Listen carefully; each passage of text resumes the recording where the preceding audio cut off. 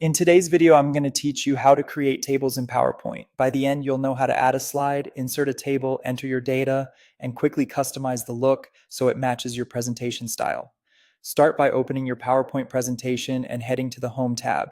Click New Slide, then choose the title and content layout. This layout is perfect because it gives you a clear title box at the top and a content placeholder in the middle with handy icons, including the one for tables.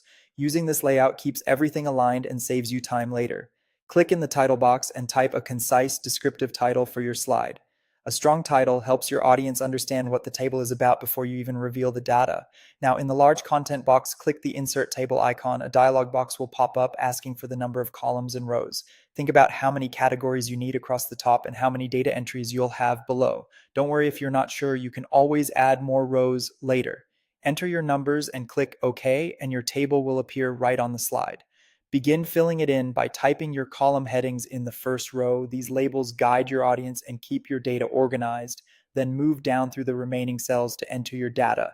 To speed things up, press the Tab key to move to the next cell. When you reach the end of a row, Tab will jump you to the first cell of the next row so you can keep typing without touching the mouse.